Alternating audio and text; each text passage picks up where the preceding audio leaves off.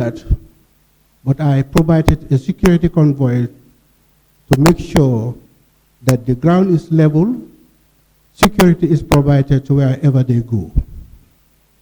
That had been a change, unlike what it used to be in the past. That even though you may be given a permit, but the aspect of security convoys at meeting grounds had not been available to the opposition.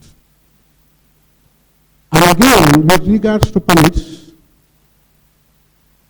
some civil society organizations had requested for the same, and looking at the security aspect situation around it, I will confess that I have issued out several permits, and it was very successful. 3 days to my appointment as Inspector General of Police, the first permit request I received was from a group calling themselves Dafadoi. When their issue came up, they wanted to protest using Westfield as a venue.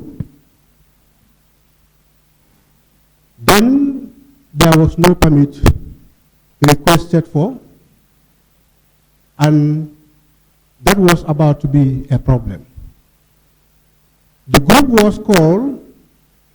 After a series of engagement, I inquired from them why was a permit not requested. And if I could remember, all what they said was there was no need for such a request to be made. Why? Because in the past, several requests were made, and each time there is denial, and they feel they are going to have the same. And that was why they never put up an application. I encouraged them that the leadership had changed, that in order for them to be protected, they need to operate within the confines of the law. And that was to say, I advised them that they should put up a permit request, and that was done. I approved. Then I said that that was on the high side, looking at the security environment around Westfield, that I wouldn't want a program of that nature to extend very late in the night. We agreed to shorten the time, and that I said, why would you need the time to be adjusted? And the answer I got was, they want to use 30 minutes to set their programs in an orderly manner. I then said, let there be +2, -2. And in that context, I mean, come earlier, before the time, arrange yourself so that by sub 3, you will be on the stage and the programs move on there. They agreed to my proposals. They came on time, and it was successful, unlike what used to happen before I became the IGP. That was the first test I had, even though, according to them, that several of their permit requests had been refused. Apart from that, I also received a permit request which came from a group calling themselves Concerned Citizens. A permit of request came, I approved the permit, and then I provided security, even though that there was about to be an interruption to change the whole program. But I will commend those people for taking the bold initiative to make sure that the conditions of the permits was respected.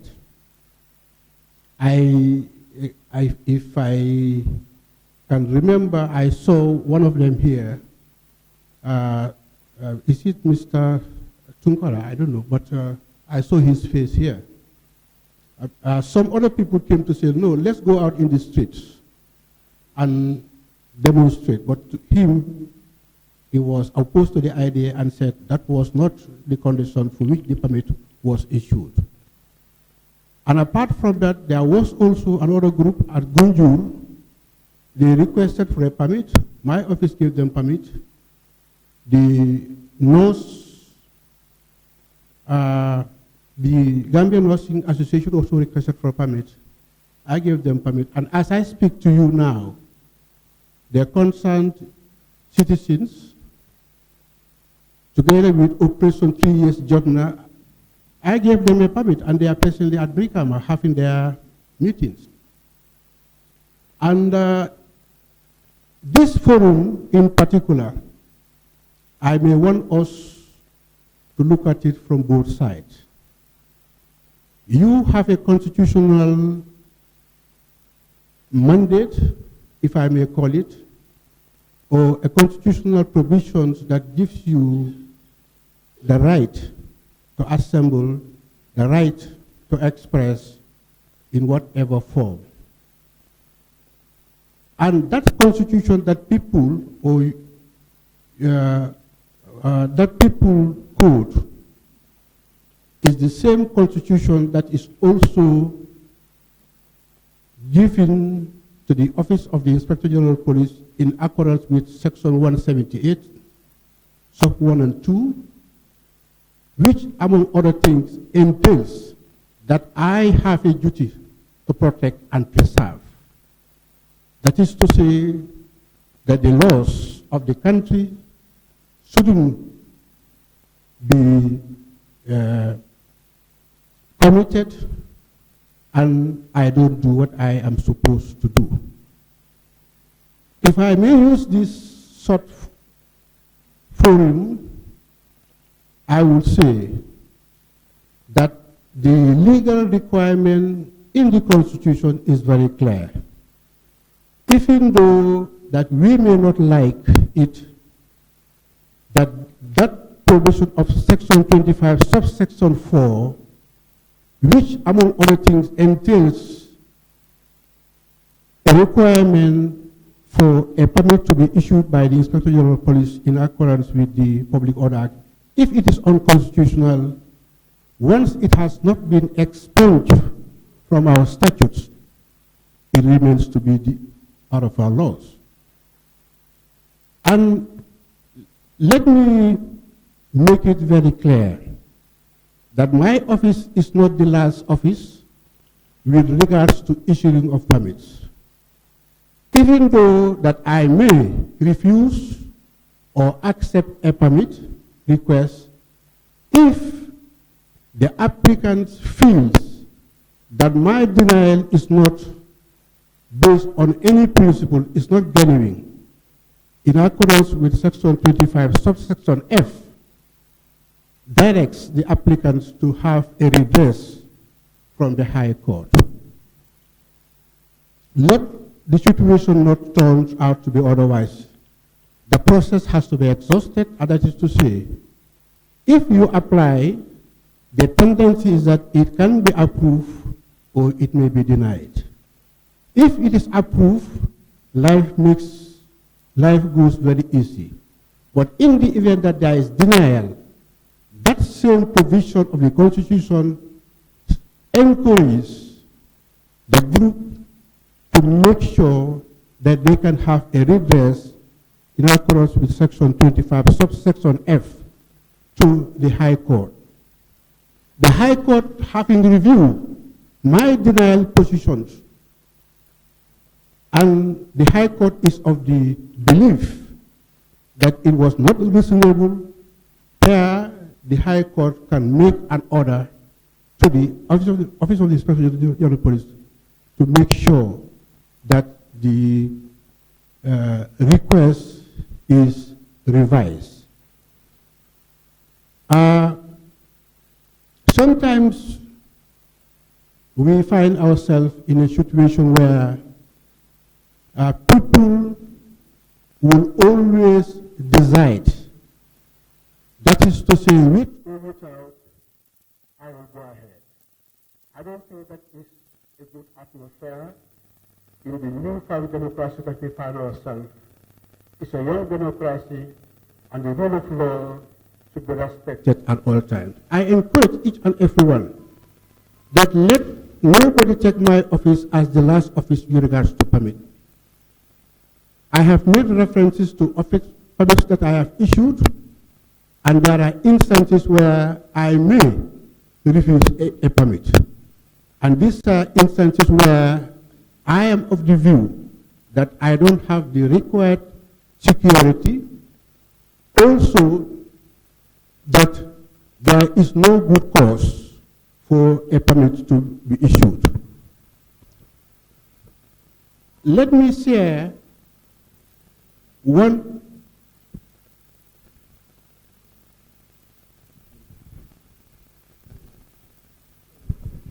sorry, sir, because we have to go through a lot of discussions here, so maybe with time. So here, our powers of summary will be challenged, but I have no doubt the distinguished guests will summarize as they should. Sorry, we will come back.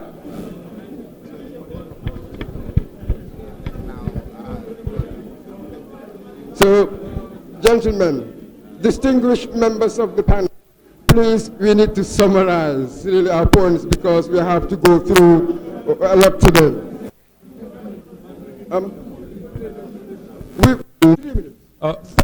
Thank you very much. I think the fact that we are having this meeting and discussing this issue is testimony to the fact that we are having a democracy that's taking shape. I don't want to get technical, so I'll speak as a citizen, if you can excuse me. Democracy is about people participating. You have laws, institutions, but laws are made by people. Institutions are manned by people. Courts are manned by people. My good friend, the IGP of police, we've interacted in many occasions to find ways of resolving disputes. So I think what is important is to see how best we can nurture a culture of people participating in a democracy. Now, this is, you can have a particular law that gives the IGP a power to give or grant a permit. This power must always, by default, be exercised in favor of empowering the citizen.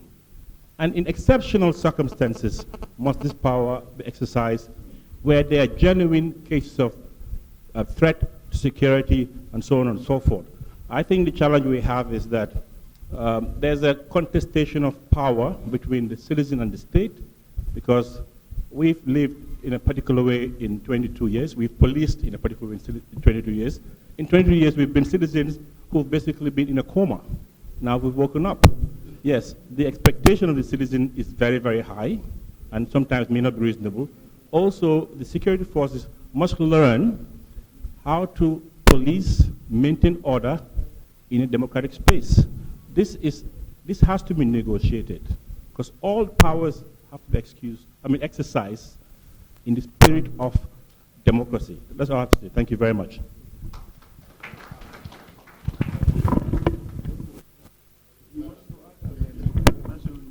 Okay, so that's it. Actually, you just preempted me. I was going to come to the Human Rights Commission. So we'll add on to that. And you may also respond to what the IGP said, if you want, if you have any.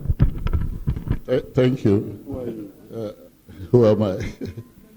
Gayso is my name.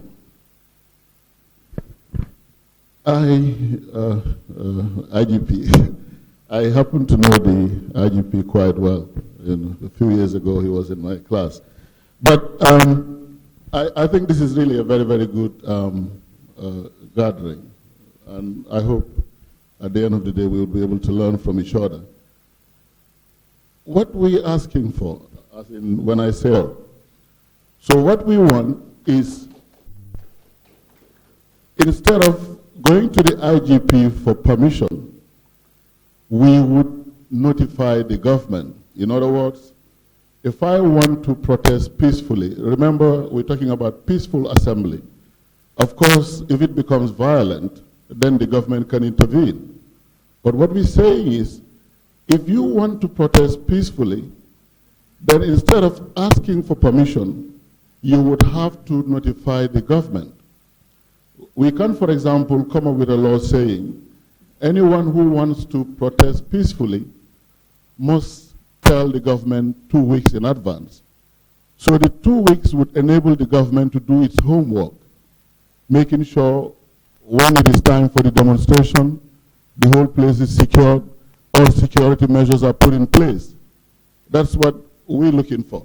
Because at the end of the day, if it is my right to assemble, why should I get permission from anybody else? I think that's wrong. So if you look at the trend in many countries, even at the Africa level, the African Commission a few years ago developed guidelines. And in the guidelines, they're asking states to move away from permission to notification.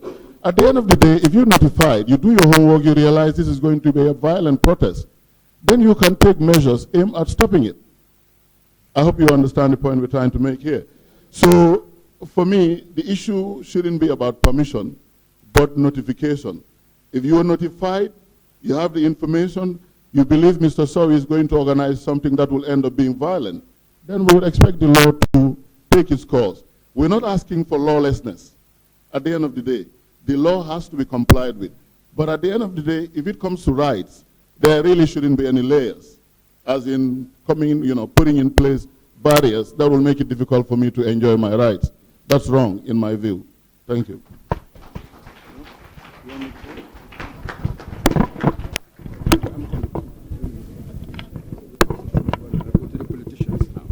Yes, okay. Thank you very much. Again, congratulating the organizers. I think this is a very timely, dialogue that we should hold. But perhaps I should say something, looking at the theme of today, that you cannot talk about fundamental rights without talking about democracy, because fundamental rights are essential to a democracy. And in Gambia, we really need to unpack this, because human rights has been given different narrative, depending on who was talking. We know it was reduced to LGBT before. It was depending on the person talking. But of course, it was also sometimes said that these are just Western ideals. I must thank this government for coming with an act establishing a National Human Rights Commission. Because what are we really talking about when we're talking about democracy? We're talking about a democratic society favors issues we're discussing here. The right to protest, non-discrimination, freedom of religion, free speech, also economic, social, and cultural, right to a health care, clean environment. These are the issues that are important. It has nothing to do with the West. If you are arrested, if you have been deprived of your property, denied access to justice, we are concerned because we know if human rights are not adhered to, what you will have, we will go again through another TRRC. And it is revealing itself that when you deprive fundamental rights and freedom, you cannot have a democratic society. So I just again want to say that this is very important, the issues we're discussing, because democracy and human rights are interlinked. They're inextricably linked. You cannot talk about democratic principles without talking about democratic rights. And as a National Human Rights Commission, our job, our main job, objective, is to inculcate and build a culture of human rights into this country. And we are going to start doing this by raising awareness. We have a protective mandate, investigate and monitor human rights. We have an advisory mandate to talk to the IGP, to talk to the government. We can recommend remedial action and also seek remedial action. So you'll be seeing our face. We'll be part of this process. And I just want to say that this is fantastic. Seeing the political parties here together, this is great. Thank you so much. Thank you very much. There we have the chairman of the Human Rights Commission making certain clarifications. Now I will go to the politicians. I have here the mayors of Banjul, Rohit Malik Low. So here we want participation within the fabric. We want it to be woven into the fabric of governance. So one wonders what you are doing now to encourage participation that, for instance, your predecessors didn't do. Good evening to all of you. I'm very sorry because I'm not sitting here as a politician today. I'm sitting with the non-state actors. And many might ask, why is the Lord Mayor sitting here? The answer is very simple. They are my role models. The non-state actors are my role models. If you want to have a genuine advice, go to them. Simply because the state is not listening, now the non-state actors are listening. They're not funded by the state. They look for their own funding. And moreover, if you want to see a 50-50 take in any organization, go to them. And this is why I'm here to solidarity with you people, and I want to sincerely tell you that you have my back. Thank you. Thank you very much. I think the only reason why I called you a politician was that you had to stand for office in an election season. I'm sorry about that. I'll come over to you. Now let me get a self-avowed, possibly politician, the UDP spokesman, Mr. Almamital. So here you've heard everybody's speech. The theme for today, participation within your own governance in your party. How have you popular participation within in decision making, and what do you have for the Gambia? Thank you very much. I think it's always a great honor to be in the presence of great men and great women like Emmanuel Diouf, the president of the Bar Association, my brother Seni Marina, the son of Kudang, my friend Gay Sow. In my former life, I used to sit around a table. In my new life, I am the spokesman for the UDP.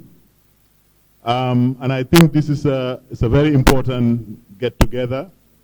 As a nation, we are finding our way in the world.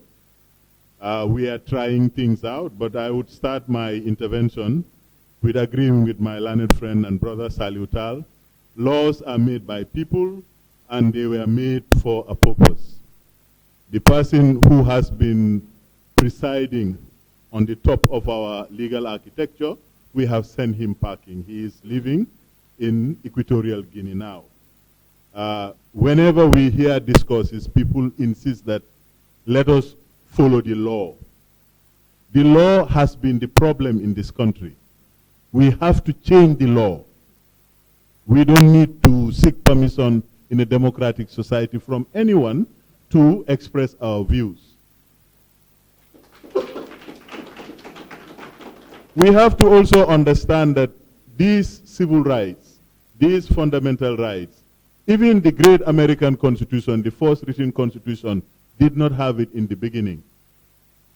They came with a Bill of Rights comprising the first to the Fifth Amendment. And I'm very gratified that Sierra Leone just a few days ago have gone that way. You have to make sure that law reform becomes a reality. And civil rights, we have spent so much time in Africa, in countries like Gambia, discussing it. It is not up for discussion. It is not for negotiation. It should be part and parcel of the architecture of governance so that people don't go around thinking that, oh, because I am IGP or because I am the president, I can say what the law is or what the law is not.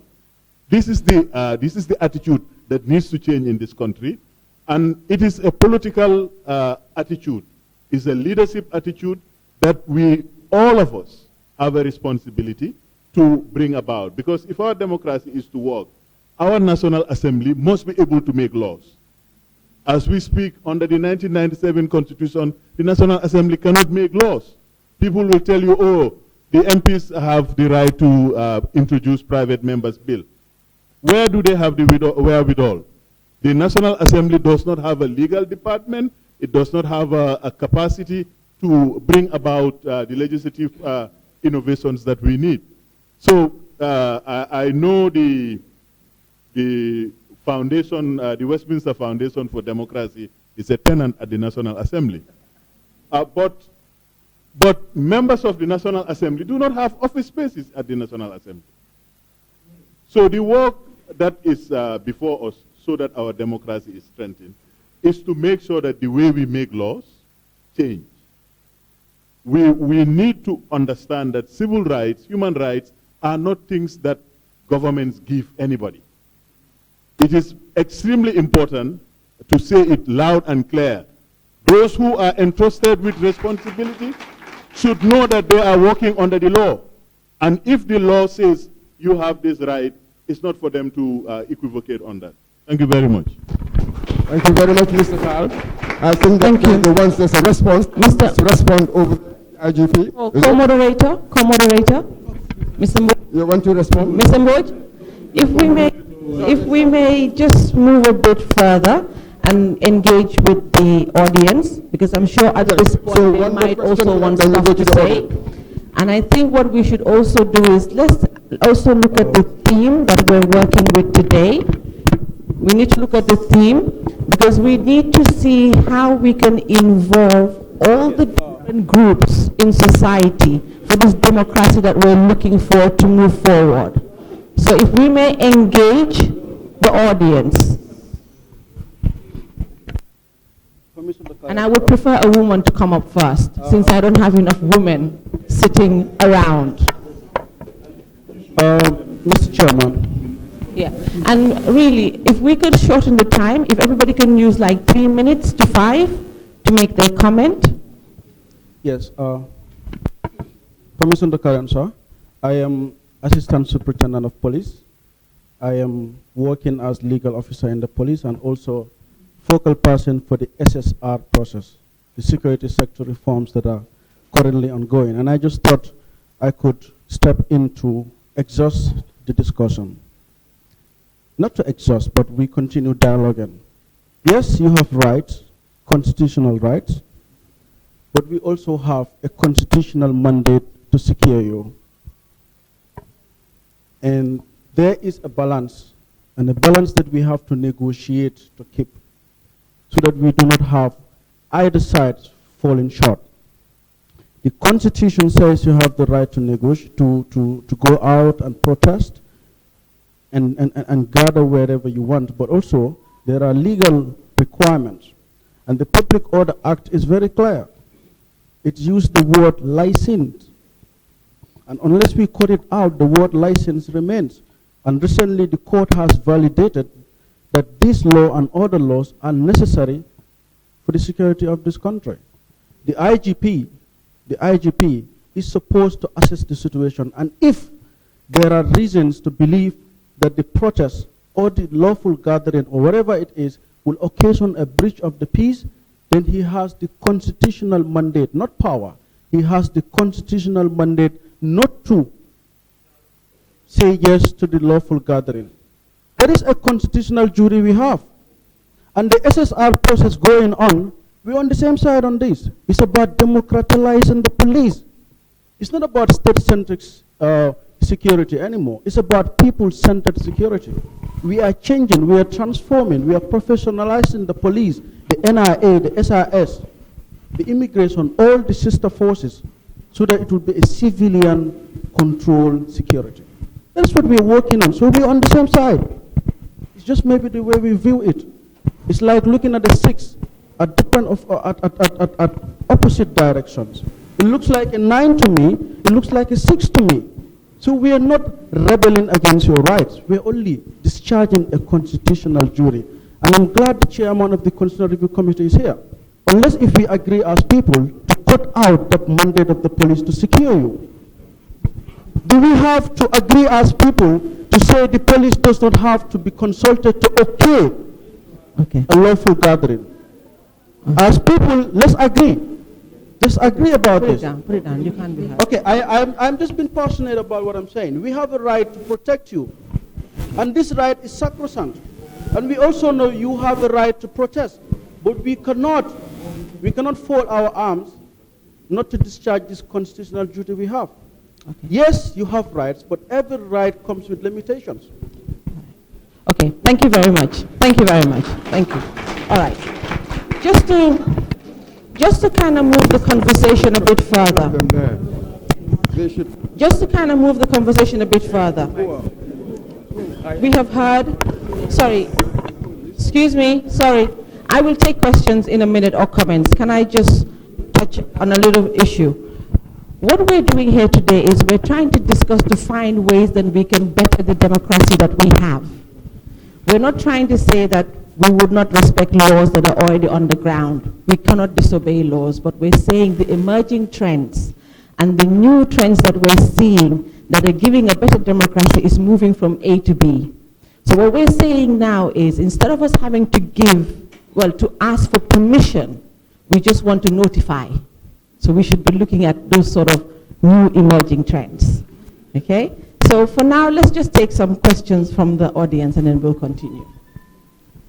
There was a gentleman way at the back with the blue. With the blue. Yes, you. Go ahead.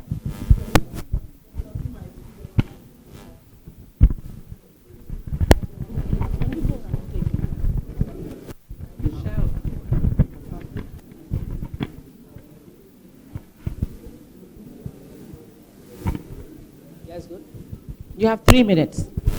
Thank you so much, Ma. Good afternoon, good evening, everybody.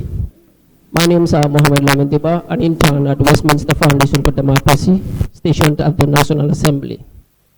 First of all, I would like to challenge my own people to extend this conversation to our local people so that we can also have this conversation to enlighten them more about what we discuss here. Because the conversation is also important for the masses that are at the grassroots. Aside from that, I want to talk about our democracy. And then I was born in an era of dictatorship and grown up in an era of dictatorship.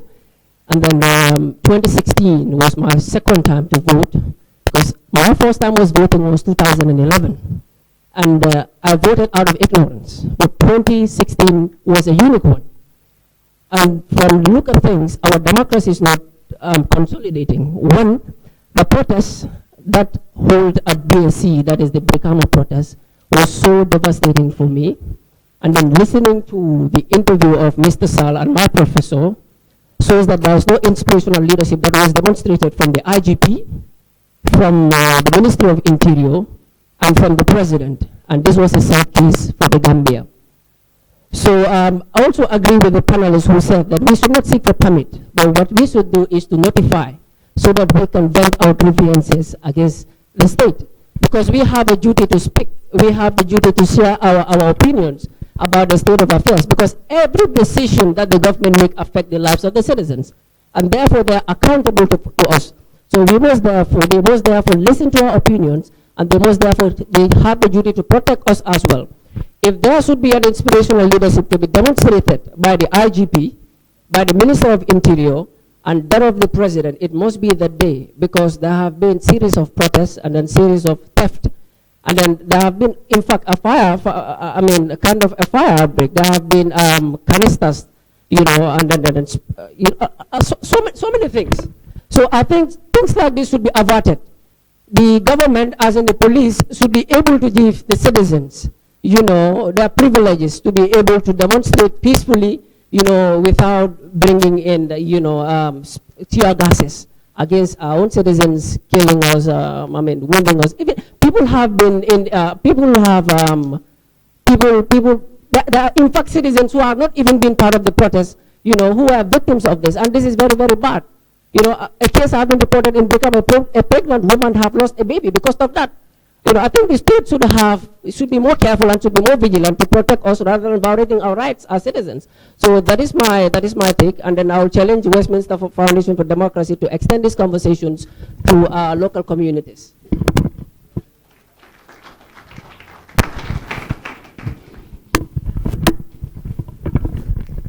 Thank you very much. We'll take more views from the floor. All right. Good evening. My name is Omar Salman Kamara. Basically, I also want to talk about the permit issue and that of the protest in this country. Like one of the panelists said that it should not be a right to seek for permit before we can protest because it's already.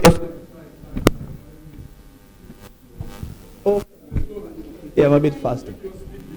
Yeah, like I said, it should not be like we should seek for a permit before we can protest, because protest is already guaranteed by the Constitution as a fundamental human right. But my reservation about the Public Order Act and protest is this: the IG as an individual is responsible to issue a permit, and IG is politically appointed by the President. As a citizen, I have grievances against the President.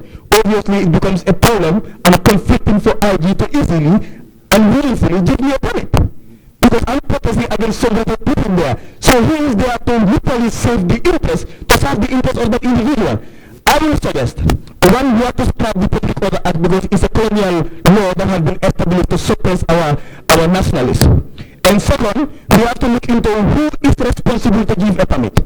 I cannot protest against Barrow and IG easily and willingly give me a permit because IG is appointed by Barrow. So that is obvious that it can work. So let's look at these two.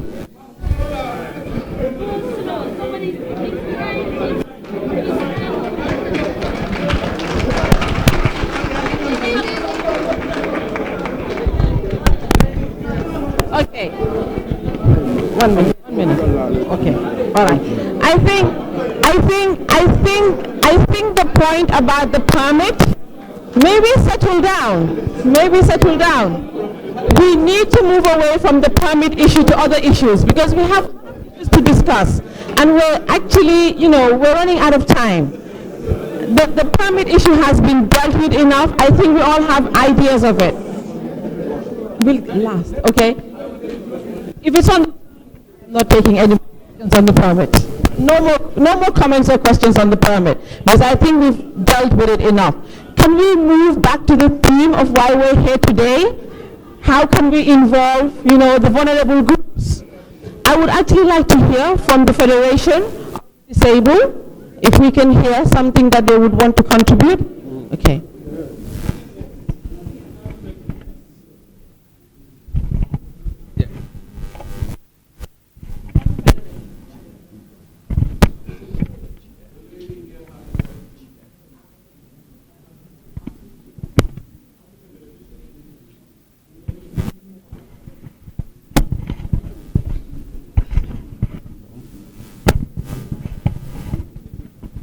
My name is Dudu Lom. I am a board member of Gambia Federation of Disabled. Well, the chairperson is not here.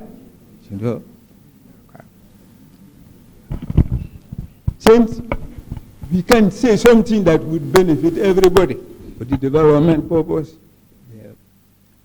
Well, the socio-economic situation of people with disabilities is grave. It is not something we can bear now. Too long, our rights have been neglected by development programs. This is a gross violation of human rights. You must see it this way.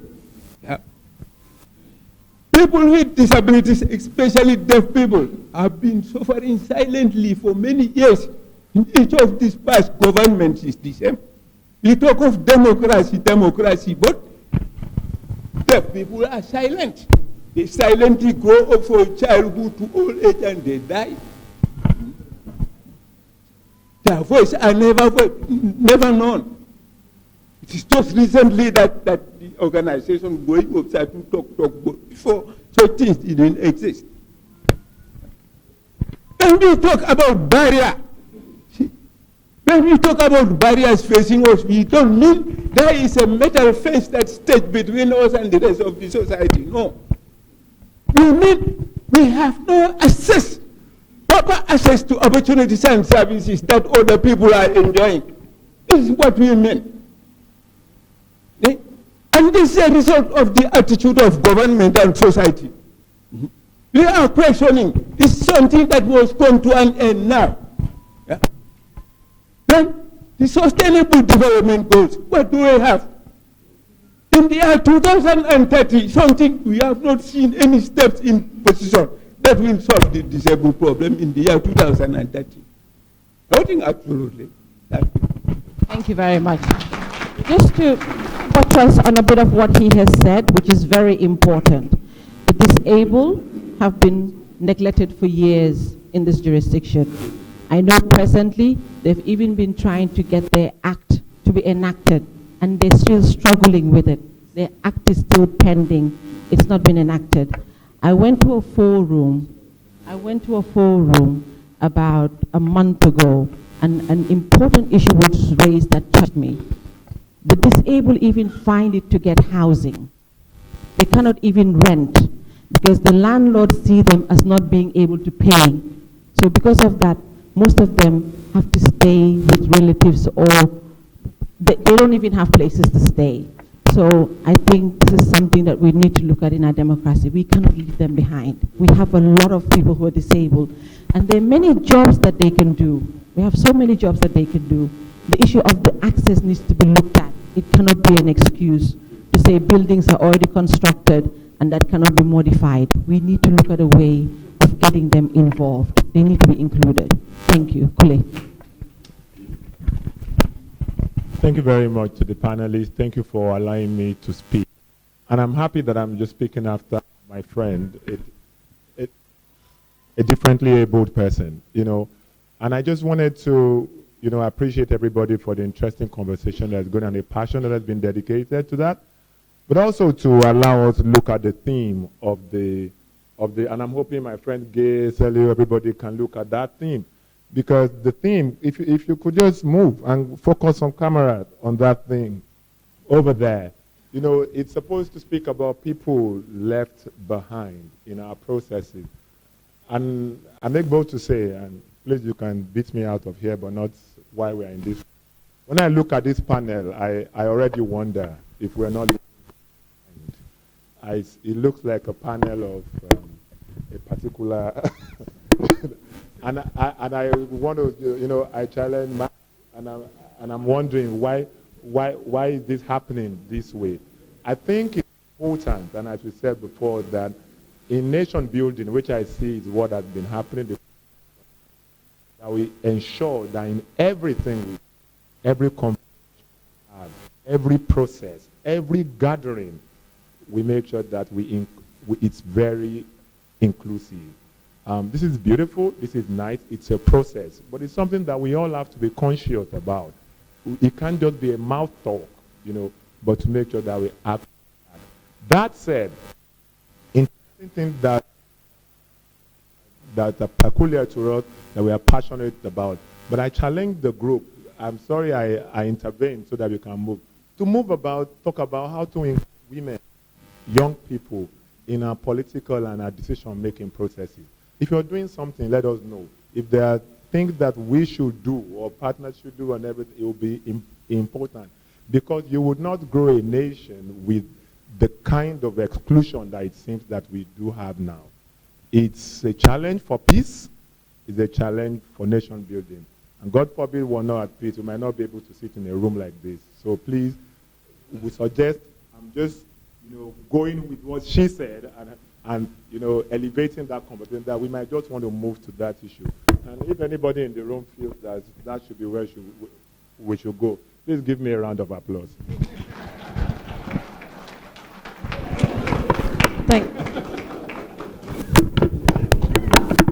Thank you very much, Kule. So at this point, I'm going to get back to the panel and Mr. Njai, the floor. Thank you very much, Harry.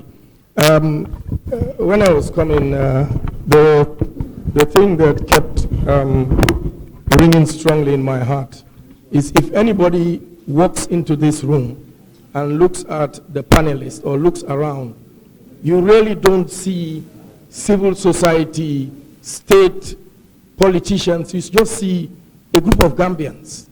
The reason why there is so much exclusion is because people get into power or people get into positions and you think that you have all the ideas, you have all the answers, and you can fix the wrongs. There is nothing. I keep telling politicians, today you can be on the side of government. Tomorrow you can be out of government, and you can be in civil society. You can be everywhere. So what this calls for, inclusion, it should be our default. It should be what we just live with, that I'm in government, I don't have all the answers. Let me bring other people that may have the answers, because we all have blind spots. And the only person that can help you with your blind spot is the other person on the other side. And if the politicians see that even though I'm in this political party, I think I have my manifesto, but I can learn something from somebody else. And that maybe will address your issue, that we the men cannot think that we can fix our nations on our own. You were born of a woman, you marry a woman, you have daughters, and you have the cheek to think that you have the solutions to answer the problems of the world. That is not what is going to happen and what is going to help us. The thing about us, and I think Gambia, our greatest problem is our ability to recognize and speak the truth. For us now in this country, truth is relative. It depends on what side of the coin you are. One time you are supporting the government because you are part of the government. Now you are out of government. Now the government is the worst government, and we need to change that.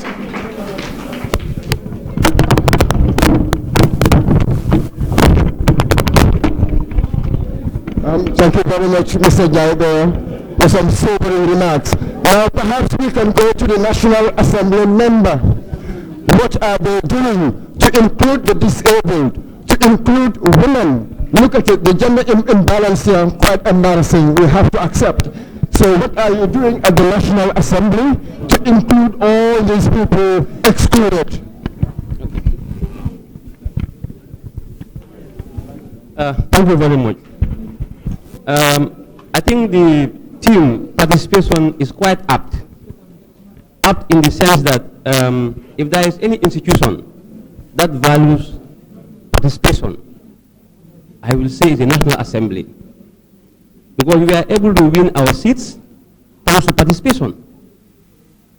That is, we have engaged the grassroots. We allow them to air out their grievances. The National Assembly is an institution that values participation very well. Because politics is about participation. You take participation out of democracy, then we are nowhere. But we must be cognizant of the fact that participation, it must not be a blanket one. I'm speaking as a lawmaker. Yes, it is our right to participate. But what we believe in at the National Assembly is, when you are going to participate, make sure you participate within the permissive contours of the law. That's very key. That's very key. I'm addressing you as a lawmaker. It is not correct to seize people's right, to disenfranchise people. But lest we forget, where your right stops, that's where mine starts. So participation is very important. And at the level of National Assembly, we are advocating for it. This is why we are advocating for the voice of the voiceless. And we keep promoting participation, because it's very key in our work. Somebody talked about the disability bill. The National Assembly is working very hard. And we will not hesitate whenever this bill comes before us. We will make sure justice is done to the bill. Because the differently able are also part and parcel of the society. So we'll make sure whenever the bill comes, we do justice to it. Thank you very much. Thank you very much. And I believe earlier somebody talked about the National Assembly not having a legal unit. It's actually being worked on. They're trying to develop a legal unit. So hopefully private members' bills will start going through and the rest. Go ahead.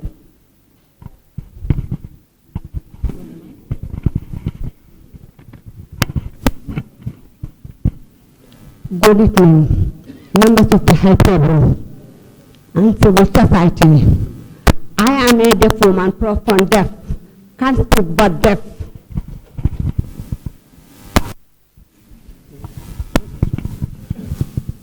My name is Aisha Sanya, former president, Gambia Federation of the Disabled, working for the Federation of the Deaf and Hard of Hearing.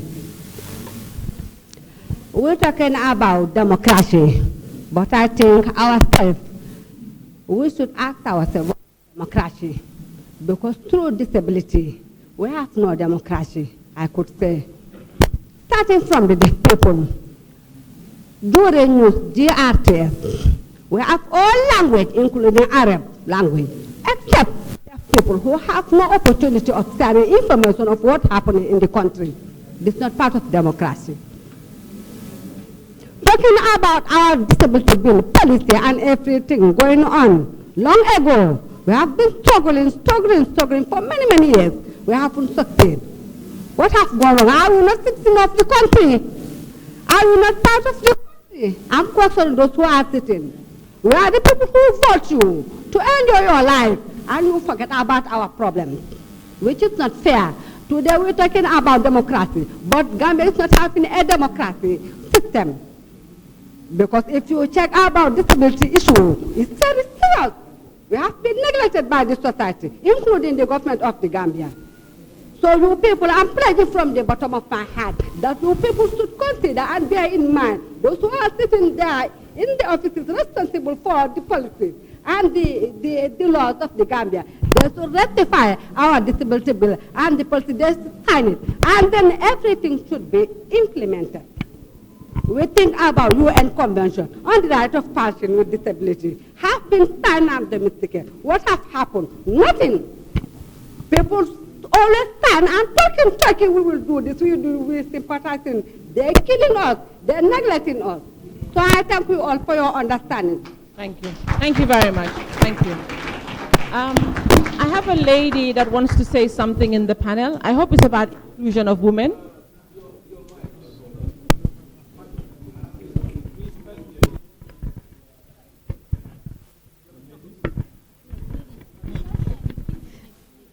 Good evening all, and thank you for this opportunity.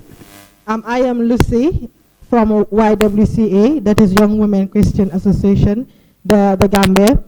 And I'm very happy for this platform here, this forum that we have been given. And my question is pertaining to our lawmakers. You rightly just told us that yes, that the legal advices issue is being sorted out.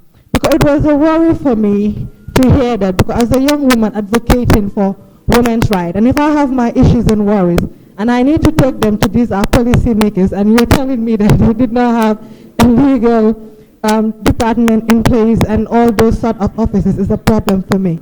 And another thing is, we have always been discussing about issues that we know is affecting us as individuals in this country.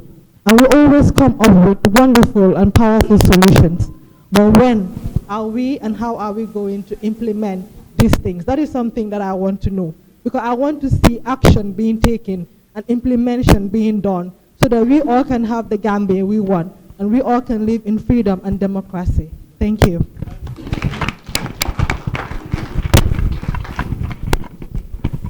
Okay, thank you very much. And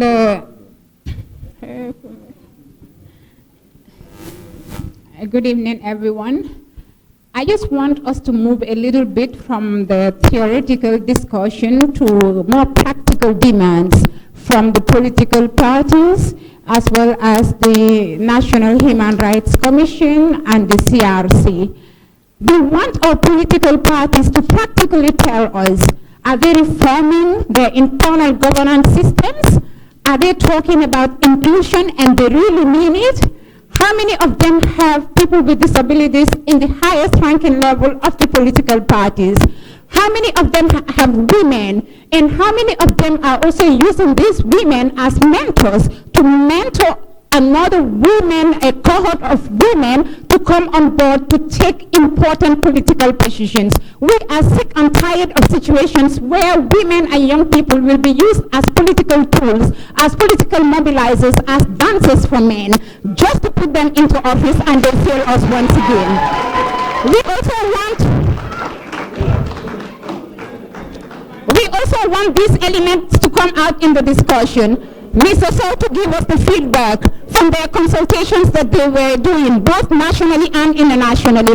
What are people saying? What are Gambians demanding for? Are we saying that we need the Constitution to capture, for example, a 50% demand in every political party, for example, leadership to be shared equally between men and women? Are we talking about social protection mechanisms that will help the marginalized people like the people with disability to come on board, backed by real policies and laws that will ensure that any time that we don't do what we are supposed to do or violate these systems, at least the law will take its rightful course against us. Let us be practical. Let us move from the theoretical and discussions and the dreams and talk about real issues and how do we address them from a human rights perspective, from a democratic perspective, because participation and inclusion cannot be donated. We must demand for them. And our politicians must also understand that we put them into office and they must listen to us. They must learn to adjust to the new demands of the new Gambian, because it can't continue to be business as usual. A culture of compromise, a culture of compromise, a culture of compromise. It must end, and now is the time. Thank you. Now, the challenge is to the politicians. Let them come with practical policies, practical ideas of how to include all this whole range of people excluded. I'll go to the politician. Introduce yourself. Thank you very much. I am Amaduka. I am the spokesperson of the Gambian Democratic Congress, GDC.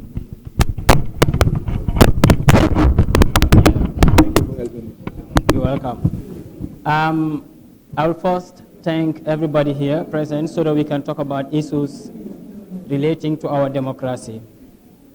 I will categorically make it very clear that it is just like this topic today was designed after you get information about what happened in the GDC. I'm sure some of you will call me marketing agent, yet still no problem.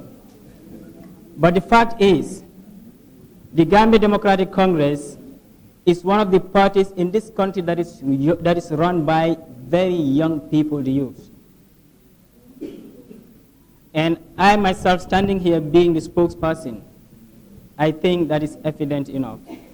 Some of you also that know other executive members of that political party will know that the topic you have today, inclusion, participation, equality, is what defines what we always pledge to be like with the government. In the GDC, we have in a working document at all times, at least 30% of our representatives that is in for political office will be women. In the last parliamentary elections, there were about 14 female candidates. 7 came from the GDC only, alone. We have, at a national level, a national committee for the disabled. And I think even this Westminster Foundation that I had meetings with the GDC must have seen that when they come to meet our executive. We have the youth, we have the women represented, we have the disabled represented at that level. And we have a national committee for the disabled. And they sit at every point in time in our executive. They are members also of our executive.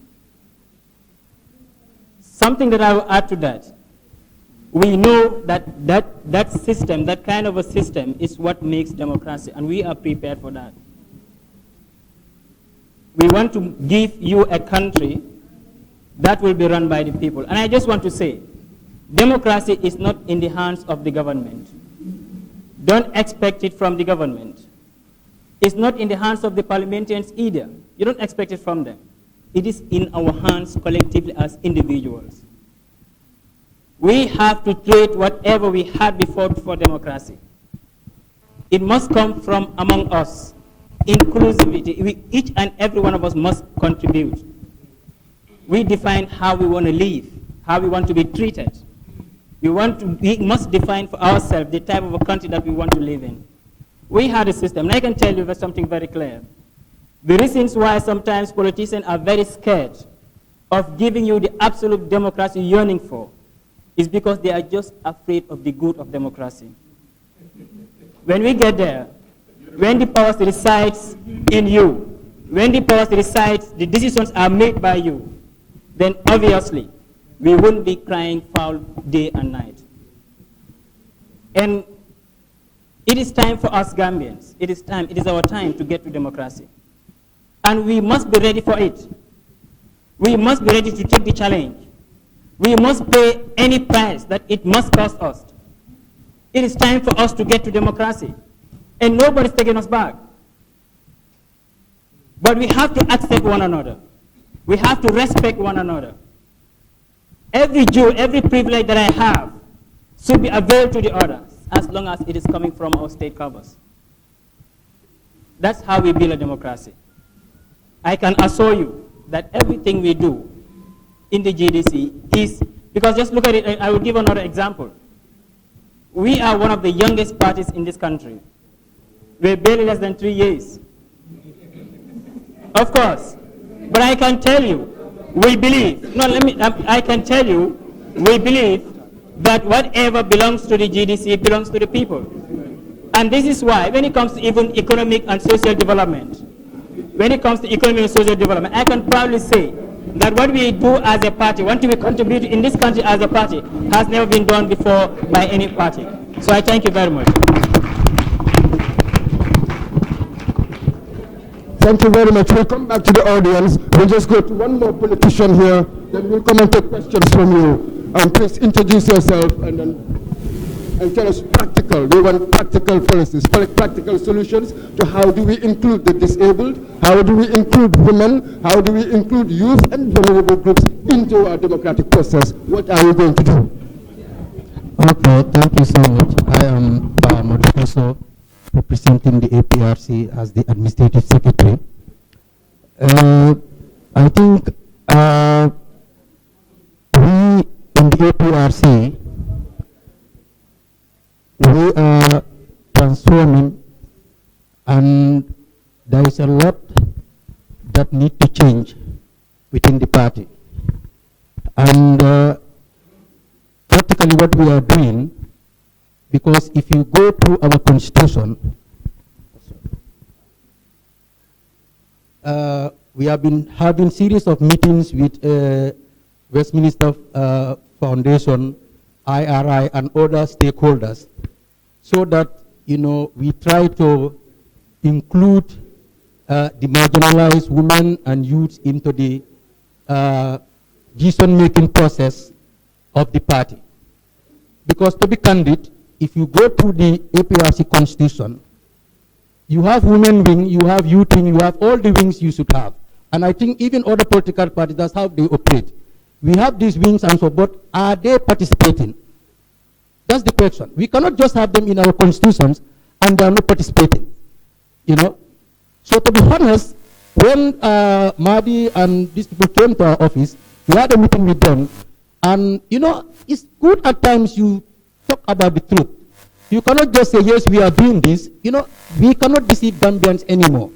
You cannot just say we are doing this and it is not happening. So we are trying to, we even suggested to the Westminster Foundation so that they, help us, to sort of work through it, to work and to do some review of the Constitution. And I think we are working with Mahdi and the Westminster Foundation for that to happen. Thank you. Thank you very much. So now we'll go to the floor for comments or questions and all anything else. Any questions? Any questions? Okay, we'll come back. We'll come back. We just want to take a question there, then we'll come back. Sorry. Yeah, let's go. No. And if you wouldn't listen to a particular person, you may just ask the questions. Yeah, okay. I would like to talk about the issue of persons with disability. Okay, I have been studying for so long. Okay. What I wanted to say is, do we still need to wait for the bill to be approved before we sympathize persons with disability? Okay, what do we say about... Huh? Hello. Okay, I said... Remove it from that, that's it. Okay, right. What I was saying is that, do we still need for the bill to be approved before we sympathize persons with disability, or before we give them their rights? Because it's always a problem. We are definitely marginalized. Okay, the problem I have with many people is that if you ask some political parties, they tell you that we have different ables in our midst. But the only problem is that if you tell them what they tell us, we are going to build ramps and the like, but the physically challenged are not the only disabled. We have the deaf and hard of hearing, visual impaired, and other aspects. So you can't just employ one and say, okay, we have the disabled while there are others neglected. So I believe if you have to take, you have to take all. How many of the political parties, how many of them are electing or selecting as different able to be a candidate or disabled to be part of the executive? If you ask, they tell you yes, we are empowering, some will tell you yes, they are physically challenged, we have ramps and the like. But what I want to say is that it's good to empower persons with physically challenged, but we also have to talk about other people also. Disability is very wide. So you can't just take one aspect and say we have all while we have only one aspect. Thank you so much. Sorry. That's very interesting. Now let's go to the politicians. In your executive, how many of you have disabled people or women in your executive? What exactly are you doing? Please, you may answer the question. Thank you very much. I am Karfa Sambu. Before I speak, I would like to take 1 minute silence for our great honorable, the late president, ex-president. Thank you very much. To answer the question of that gentleman, as we are speaking now, I will say it's only PPP that have a disabled in the national executive member right now.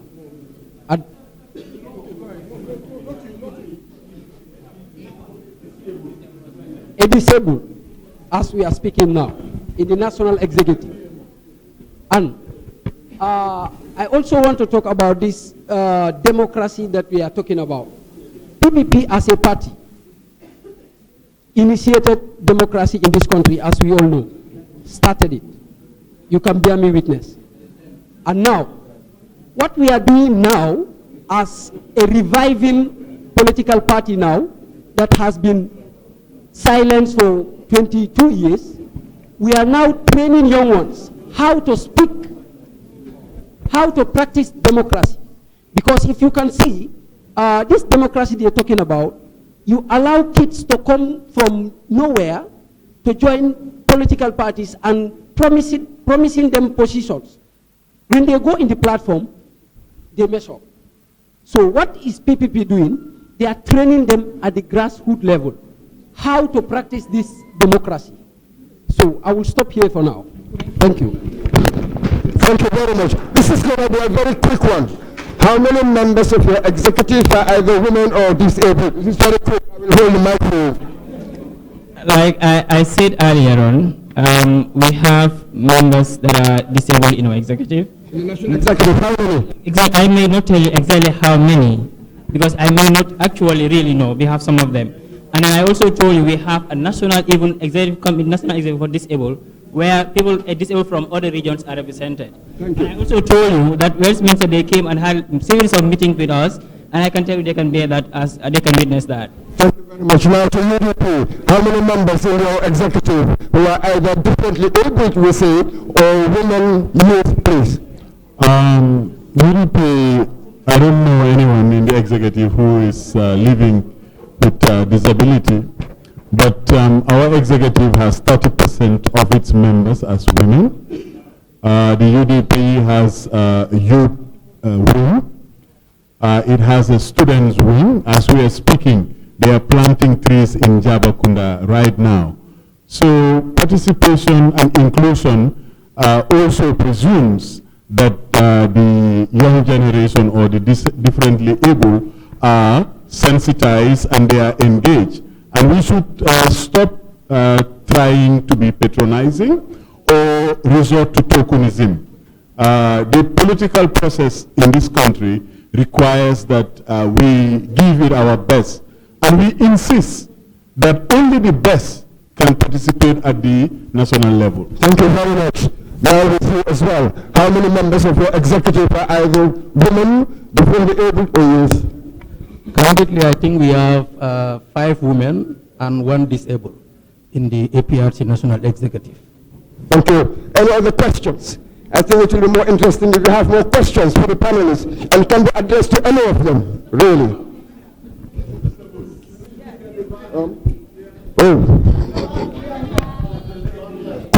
Questions, please. We want questions. I just want to make a contribution, please. Just give me just.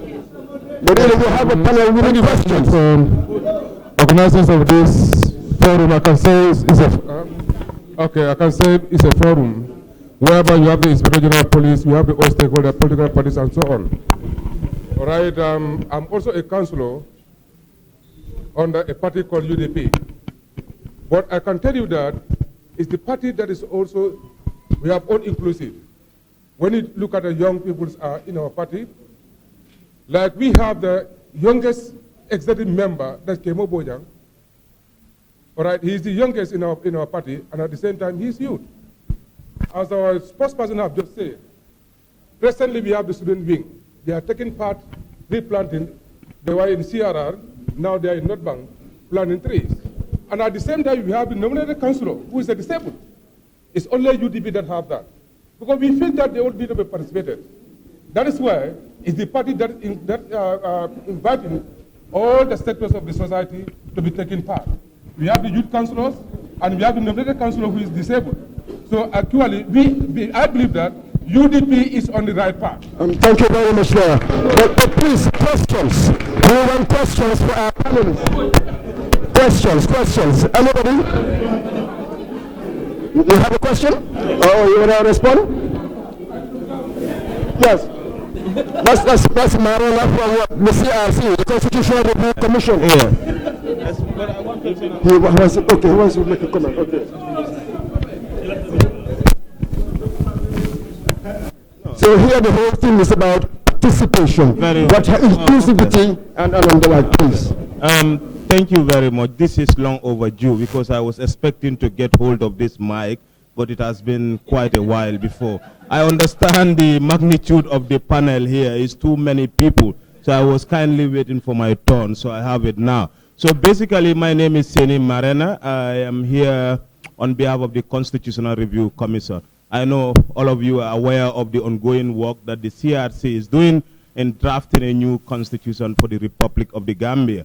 And one question that touched me as well is the issue of how do we call physically challenged people. At the CRC, we put a lot of emphasis on how these people can participate in our review process. And I'm very happy today seeing one of us, our sign language expert, translating and communicating with the physically challenged. At CRC, this has been ongoing. We have them at the heart of our review process. Even we had a dialogue with them. We had a whole day dialogue with them at their office, and some of the issues that came up will finally find themselves in the new constitution because we attach, great importance to your cause. And I hope that will, help you to feel being part and parcel of the ongoing reform programs that are ongoing in this country.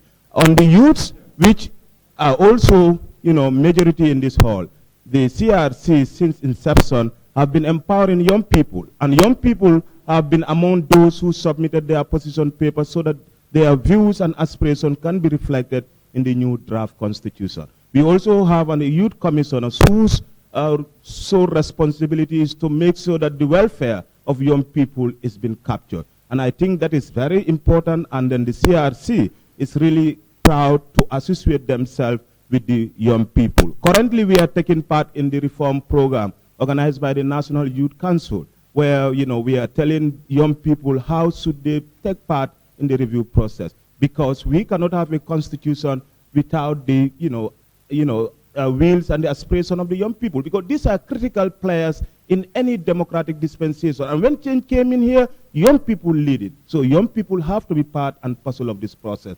For us at CRC, we believe that young people are at the forefront, and we'll keep consulting them until we present a draft constitution to the Gambia. Thank you. Thank you very much. You want to add on? Sorry, thank you very much, my brother Seni. If you look at going back to the theme of this event, looking about inclusiveness and participation in a democracy. Now, how does a citizen participate in democracy?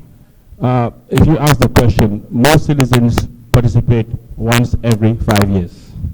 That's what I think most citizens are accustomed to. Of course, that was what we have been doing there for many years, and we were stuck with a dictatorship until we mustered the strength to come together and oust the dictatorship. Now we are building a democracy, and trust me, building a democracy is much harder than ousting a dictatorship, because the tools you require to build democracy is different from those you require to oust a dictatorship, and it requires an active, engaged citizenry. And this is a marathon, it's not a sprint. And I work a lot with young people. We need more young people to be involved in civil society, in political parties, in different spaces that's relevant. But those young people also must have capacity. We must include the differently able and hard of hearing. We must put the person in place. But we have to, it's not only a question of putting a woman or a young person. If you're going to have a woman in your party or in any place, they must be able to bring something to the table. If you're going to bring a young person, that young person also must have something to bring to it. I think this discussion, we should have it. It's very, very important. Thank you very much. Thank you very much. We'll come back. TRRC, that's it. So, Alma Mittal said it earlier on, we should avoid tokenism. So whoever we're going to bring in must be a substantive person to contribute hugely. So we'll go to the TRRC. What do you have to say about this participation, the theme for today? Well, thank you. My name is Alaji Maro. I'm with the TRRC. I hear participation, and participation, like Sal just indicated, is important. But what really matters more than just participating is effective participation. Because just to say that we have 20% or 50% of our slots reserved for these particular individuals is not enough.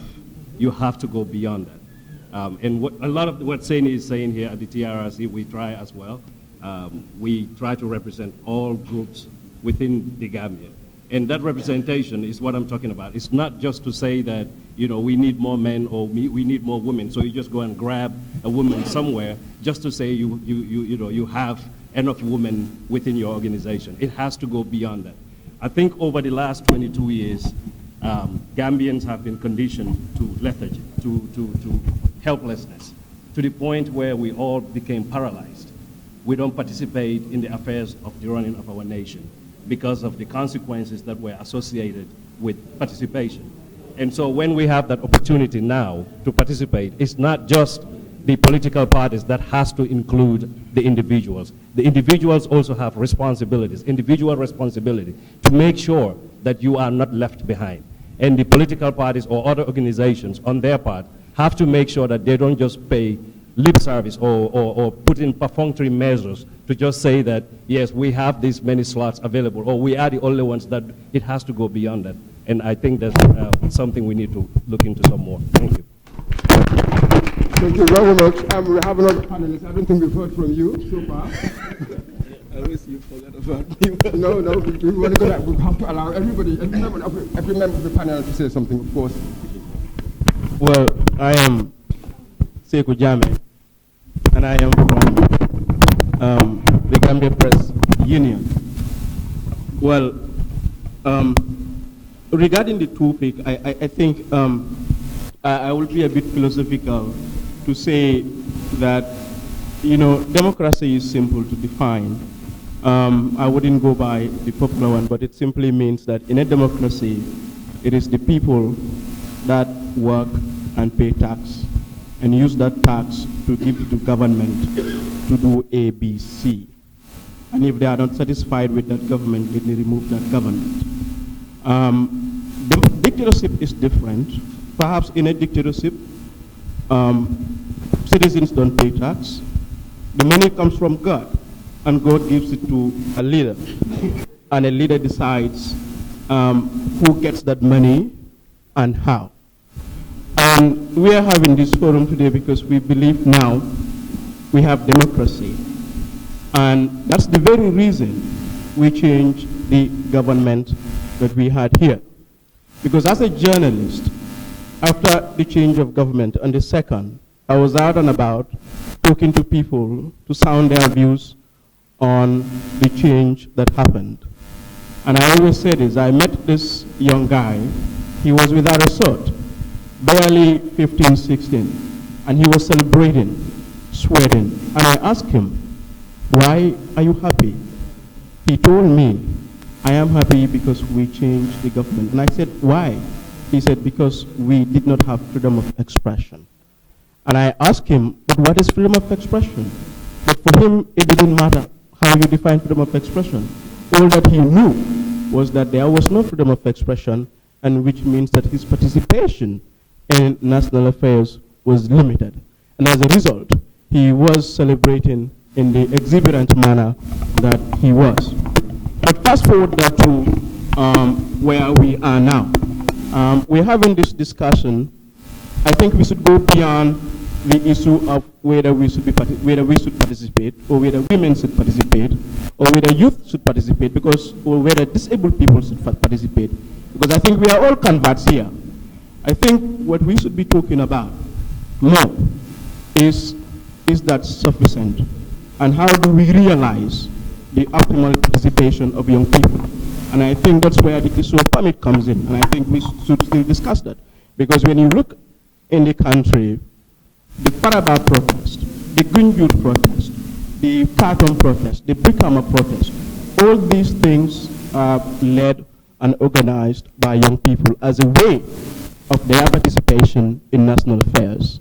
But then, let us not forget that the building blocks of democracy is press freedom. And as I speak, we still have in our law books a lot of laws that Jammeh promulgated and enforced against citizens out of censorial motive.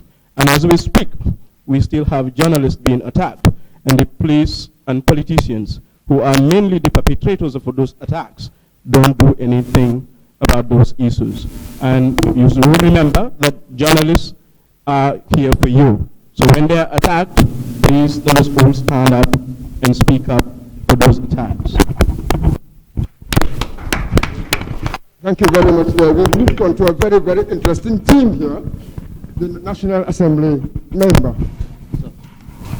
Once you came into office, why haven't you amended some of these offending laws?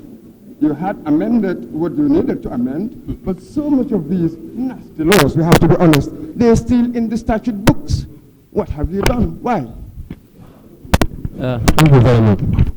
You'll agree with me, since we come to the National Assembly, we have amended Section 91(1)(d). But that doesn't mean that other amendments that are to be done are not important. They are very important. We have plans to amend them, and very soon we'll amend them. It's a question of capacity. That's what Mr. Pal said. Because we don't have a legal department so as to guide us in our drafting and the like. But we are going to amend it. So it's a plan, nothing done yet. Yes, we have the chairman, we have the Human Rights Commission. I think we should always have in mind inclusivity. It's very easy just sitting on our comfort zone without even thinking about it. I think that was why when the CRC and the TRRC, I think you went all out and you have a number of representation of both women and the youths. So maybe this is the thinking we should be doing. In the Act of the National Human Rights Commission, the establishing act, it states that at least 2 of the commissioners must be women. I think we have started seeing these acts that we have thinking about inclusiveness. But I also agree with Alaji that in the process also, we should not just say because we want women or youth and get anybody. I think we should try and get people who are competent as well and effective. We have even done so in advertising for a job when we realized that we preferred female candidates. We had to re-advertise just to make sure that we have more. Because there is also this problem of sometimes not just getting the application, or the people who apply are not very qualified. So we have to balance this. But that notwithstanding, I think we should also, in whatever we're doing, trying to build the capacity of minorities, the capacity of women, and having people with disabilities. Without this discussion, you can't even sometimes think about it. We recently had a training, CSO training, and we brought in interpreters for the disabled for 3 days, and we paid. Because in the beginning, we didn't even think about it. But then we said, no, if we invite in Govi, we have to do that. Not only that, this particular hotel that we had the training, we warned them that if they don't have a ramp, we will not go there again. And I tell you, within 10 days, they had a ramp there. Yes. Because I actually even assisted one of the disabled person to get into the hall. And then I went straight and told the person, if you don't have a ramp, we'll not take your hotel. I'm just saying sometimes we don't even think about it. But this forum and listening to our lady there and the guy here, it actually makes us think. Thank you so much. Thank you very much. Can we go back to the floor? More questions. Can we have more questions? Really? Sorry, you have a question? You have a question. Okay. Please, give us your name. What's your name? And introduce yourself. Good evening. I am Honorable Suleiman Saho of Central Baribu constituency. I would like to thank our able panelists. Hello. I would like to thank the able panelists before us here and all of us gathered here. I think today is a day of reflection. Today is a day of celebration. It's a day of assessment of our democracy. To me, democracy is not foreign. Maybe definitions that we may have, they might be foreign, but democracy is not foreign as far as Africa. And one thing that we all need to understand is that the principles of democracy were existing in Africa here since time immemorial. And when we talk of inclusion, women were involved in Africa here. It depends on the magnitude how they were involved. If you go back to history, we think of the Wall of Empire, the role played by Lingore. This was a title given to women leaders. So that tells us that we have some women who are very instrumental, who are very, active in the development of our society. But what happened now? Why are we talking about women involvement? It means something is wrong somewhere, fundamentally. My other point is, we talk of democracy. I use the IGPEC. I want to thank him for all the efforts done to ensure that the political rallies occur or the youths have some protests that they wish. But one thing that I want to tell you, whether IGP give you permit or not, you have to go on your protest responsibly. We have to know how to do it. The Constitution clearly states out that you have right to demonstrate peacefully, without arm. So let us try to sensitize our people. Political parties have a role to play to talk to your people how to become responsible citizens. In my constituency, there was a protest. We asked for a permit, we tried, we couldn't get a permit, but we carried it out. The police were standing watching us. After the protest, they called me, they said, thank you for the effort. I was in Nigeria, but I was supervising and coaching them how to do it. So, right to liberty is eternal vigilance. These are not gifts. We have to, I want to ask my brother sitting down here. Now, in an event that people apply for permit, they are not given a permit. They go out. to carry on protests? What legal right do you have to go with your military gears or your batons or tear gas to stop them and to, instead of spraying them? Okay, let them answer. Let them answer. That's fine. No one please answer. It's all right. It's all right. Hello. Hello. It's all right. I will respond. I'll respond. Can we beam the cameras here? Please. Just a minute. My man said, democracy does not work if we constantly demonize each other. It says, okay, sorry for that. Is that okay?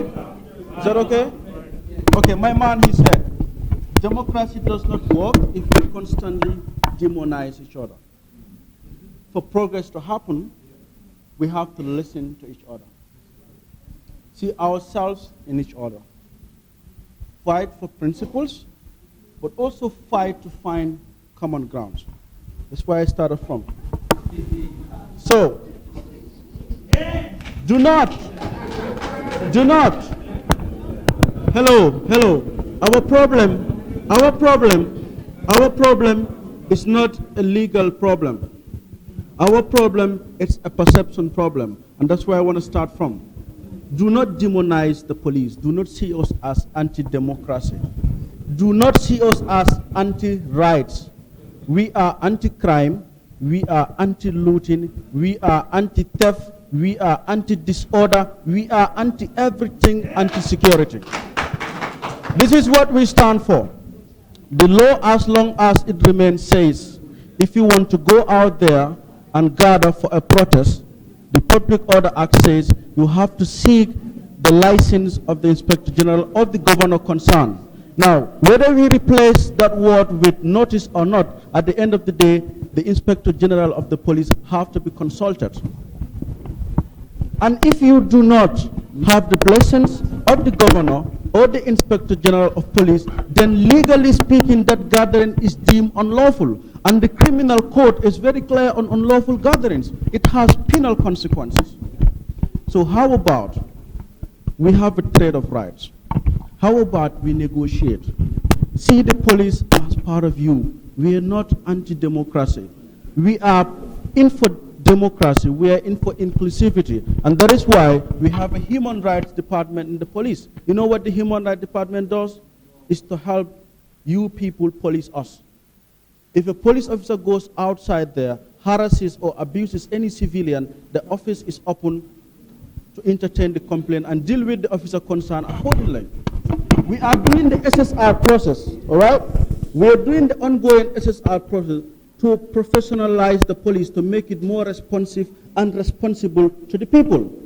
It is no more state-centric security. We are off that.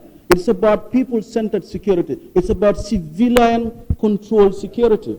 That is what we're here for. So as long as the law remains, the permit has to be there. And I'm glad the National Assembly Speaker is here, or the member is here. And I'm glad the CRC people are here. I'm glad the Commission is also here. If we have to agree as a people, let's cut that part of the law out. Let's say, go out and protest with or without the IGP knowing, and let's see what happens. Your first right is security, man. Do not forget that. Your first right is security. Do not negotiate that for anything. Okay. All right, all right. Thank you. You're welcome. We'll back. We'll back.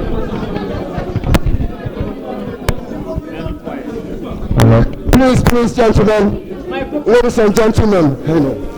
Ladies and gentlemen. You want to contribute? Yes. Please, gentlemen. Gentlemen, please. Ladies and gentlemen, please. Yeah, can we reduce the noise? Yeah, thank you. Thank you very much. Introduce yourself. I am Amadou Gueye. Yeah. Thank you very much. Maybe before I just contribute, what I wanted to say is, first I would like to congratulate the superintendent who was just speaking, inviting us to negotiate. I think to me that's a very important point. We should take this seriously, I think they are serious about it. This is an opportunity now for civil society, political parties, and others to engage the security forces to negotiate on what should be done. We all know about obnoxious laws like the Public Order Act and many, many things that need to be changed. They haven't been changed yet. So I think he's right that they are operating within the realms of the law. But I think he also agrees, I may ask, that some of these laws are bad laws during Jammeh to control the people. So if you agree, then we should make some efforts to try to change them. I think what I would have done was, with our CRC, to copy the situation with Sierra Leone and Liberia after their crisis. Remember, they went through the same process that we are going through now. And what they did was, knowing that the Constitutional Review Commission will take time, they decided to do a law reform, to change some of these bad laws in advance of the Constitutional Review Commission. I did not see this happen in the Gambia, and I think that was, yeah, no, I mean, let's not debate about that, but it's okay. So, but my main point is about the participation, which is the theme. My main point is about participation. All right. If you look at the Democracy Index, right, that is published, I'm sure most of you know, because it's a key document published by the Economic Intelligence Unit annually. The Gambia was featured last year, strongly there, because it was a star performer in many areas since Jammeh left this country. In many, many areas. We seem to be going down in 2018. That was 2017. And the 5 key thematic areas: civil liberties, functioning of government, participation, political culture, electoral process. These are the 5 themes that they look at and score them, and every country is ranked. So if you look at the top countries, the top 10 in Africa and globally, you see tiny nations like Lesotho, Mauritius, Cape Verde. Okay? I can name about 4 are in the top 10 in Africa. Tiny countries. If you even take the global list also, listing, you find the Scandinavian small countries there. Iceland, Norway, Finland, Sweden, they're among the top 6 group there. Before America, with all these big things, they're talking about democracy, UK, etc. They're doing far better than the big countries. Why I cited them? Because Gambia is a tiny